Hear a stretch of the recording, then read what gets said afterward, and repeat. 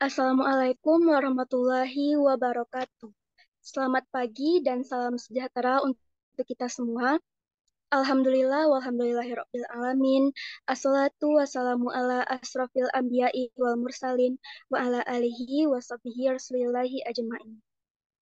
Puji syukur atas kehadirat Allah Subhanahu wa taala yang telah melimpahkan rahmat dan karunia-Nya kepada kita semua sehingga kita dapat melaksanakan perkuliahan secara daring pada hari ini. Salawat beserta salam, tak lupa pula kita ucapkan kepada Nabi kita, yakni Nabi Muhammad SAW, dengan mengucapkan Allahumma sholli ala Muhammad wa ala alihi Muhammad. Yang sama-sama kita hormati, Ibu Friska Mayfilona Yendi SPD MPD, selaku dosen pengampu pada mata kuliah bimbingan dan konseling, dan selanjutnya kepada teman-teman semua yang kami hargai. Pada pagi hari ini, kami kelompok 3 yang beranggotakan saya sendiri, Ulfa Aulia, dan rekan-rekan saya yaitu Elvara Adelia Febrina Mahmudi dan Jeffrey Afandi diberi kesempatan untuk memimpin diskusi pada pagi hari ini. Maka dari itu, kami akan membahas materi mengenai eksistensi dan kedudukan BK di sekolah berdasarkan landasan yuridis formal dan yuridis informal. Langsung saja materi pertama yang akan dibahas oleh Elvara. Kepada Elvara, disilahkan.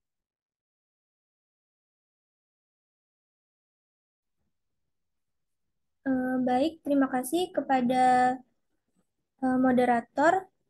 Sebelum itu, saya akan menjelaskan pengertian bimbingan konseling.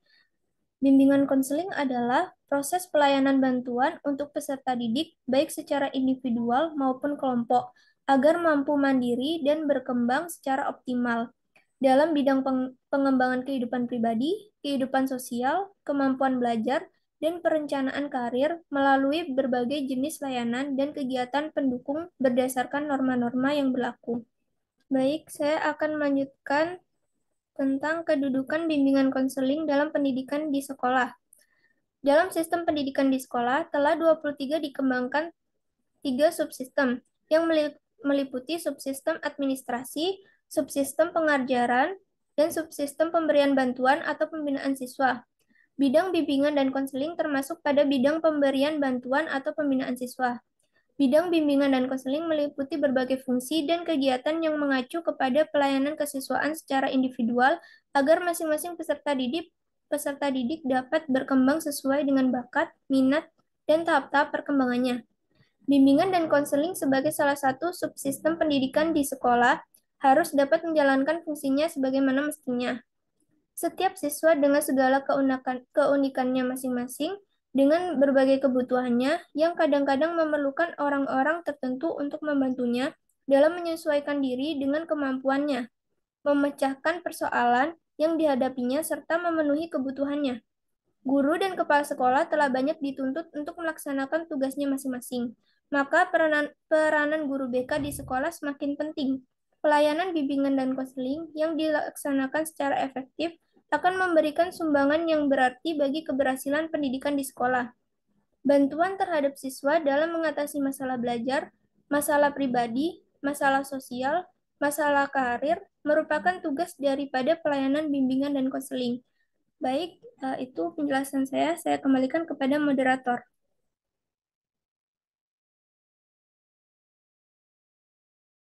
Baik, terima kasih kepada Elvara yang sudah menjelaskan materi yang pertama.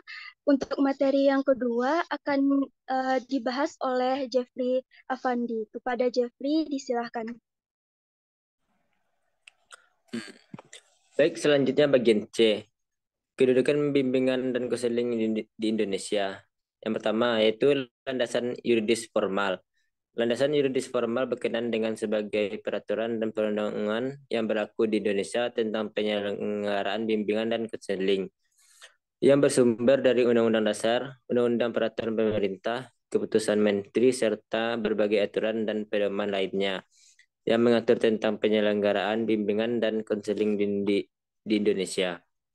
Ada 11 landasan yuridis formal, yaitu yang pertama Kurikulum 1975, 3 jenis layanan pada jalur pendidikan formal yaitu layanan manajemen dan supervisi, layanan pembelajaran, layanan bimbingan dan penyuluhan. Yang kedua, Undang-Undang Nomor 2 Tahun 1989, Bab 10 Pasal 1 Ayat 1. Pendidikan adalah usaha sadar dan terencana untuk menyiapkan peserta didik melalui bimbingan, pengajaran dan atau latihan bagi perannya di masa yang akan datang. Yang ketiga, Peraturan Pemerintah Nomor 28 dan 29 Tahun 1990, Bab 10 Pasal 25 Ayat 1 dan 2. Bimbingan adalah bantuan kepada peserta didik untuk memahami diri, mengenali lingkungan, dan merencanakan masa depan. Bimbingan dilakukan oleh guru pembimbing. Yang keempat, Keputusan Menpan Nomor 89 Tahun 1993 tentang jabatan fungsional guru dan rangka kreditnya. Tugas pokok guru pembimbing adalah menyusun program bimbingan, melaksanakan program bimbingan, mengevaluasi. Yang kelima, pelaksanaan program bimbingan, analisis hasil pelaksanaan bimbingan dan tidak lanjut pelaksanaan program bimbingan terhadap peserta didik yang menjadi tanggung jawabnya. Yang keenam, Undang-Undang Nomor 20 Tahun 2003 Bab 1 Pasal 1 Ayat 1. Pendidik adalah tenaga kependidikan yang berkualifikasi sebagai guru, dosen, konselor, pamong belajar, widya iswara, tutor, instruktur, fasilitator, dan sebutan lain sesuai dengan kekhususannya serta berpartisipasi dalam menyelenggarakan pendidikan. Yang ketujuh, Peraturan Pemerintah Nomor 19 Tahun 2005 Pasal 5 sampai 18 Standar Nasional Pendidikan tentang standar isi unit satuan pendidikan dasar dan menengah. Yang kedelapan, Permendiknas Nomor 22 Tahun 2006 tentang standar isi untuk satuan pendidikan dasar dan menengah yang memuat pengembangan diri peserta didik dalam struktur KTSP, ditafsirkan dan pembimbing oleh konselor, guru atau tenaga kependidikan. Yang sembilan, Keputusan Dirjen PMPTK 2007 tentang rambu-rambu penyelenggaraan BK dalam jalur pendidikan formal yang berisi panduan penyelenggaraan BK di jalur pendidikan formal. Yang 10, Peraturan Pemerintah Nomor 74 Tahun 2008 tentang guru, Bab 3 Pasal 15. Salah satu persyaratan bagi pendidik yang telah menyandang sertifikat pendidik untuk memperoleh tunjangan profesi adalah apabila pendidik yang bersangkutan melaksanakan tugas sebagai guru, bimbingan, dan konseling atau konselor. Yang ke-11, Permendiknas Nomor 27 Tahun 2008 Pasal 1 Ayat 1 tentang standar kualifikasi akademik dan kompetensi konselor. Untuk dapat diangkat sebagai konselor, seseorang wajib memenuhi standar kualifikasi akademik dan kompetensi konselor yang berlaku secara nasional. Yang kedua, landasan yuridis informal. Yang pertama, landasan psikologis. Landasan psikologis merupakan landasan yang dapat memberikan pemahaman bagi konselor tentang perilaku individu yang menjadi sasaran layanan. Untuk kepentingan bimbingan dan konseling, beberapa kajian psikologi dan yang perlu dikuasai oleh konselor adalah tentang motif dan motivasi, pembawa dan lingkungan, perkembangan individu, belajar, kepribadian. Yang kedua, landasan sosial budaya.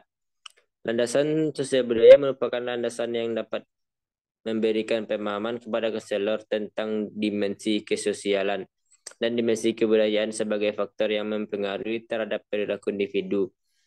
Seorang individu pada dasarnya merupakan produk lingkungan sosial budaya di mana ia hidup sejak lahirnya. Ia sudah didik dan dibelajarkan untuk mengembangkan pola-pola perilaku sejalan dengan tuntutan sosial budaya yang ada di sekitarnya. Yang ketiga, landasan ilmu pengetahuan dan teknologi.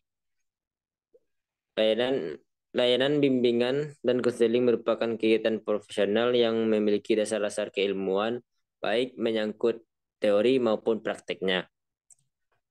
Pengetahuan tentang bimbingan dan konseling disusun secara logis dan sistematis dengan menggunakan berbagai metode seperti pengamatan, wawancara, analisis dokumen, prosedur tes, inventory atau analisis laboratoris yang dituangkan dalam bentuk laporan penelitian, buku teks, dan tulis-tulisan ilmiah lainnya.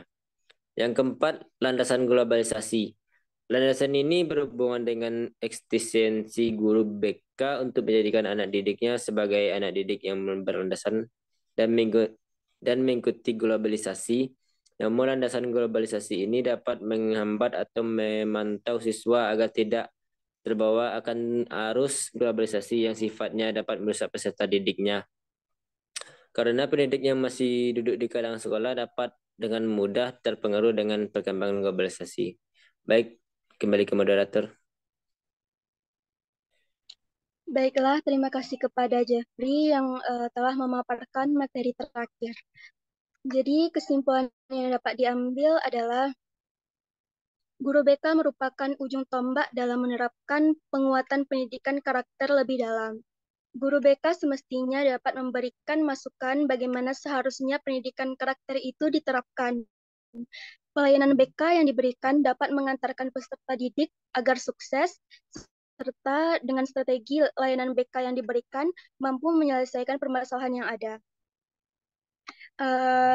Selanjutnya untuk sesi penambahan materi, sesi kritik dan saran, dan sesi tanya jawab akan kami alihkan ke forum diskusi yang ada di e-learning. Jadi untuk teman-teman semua yang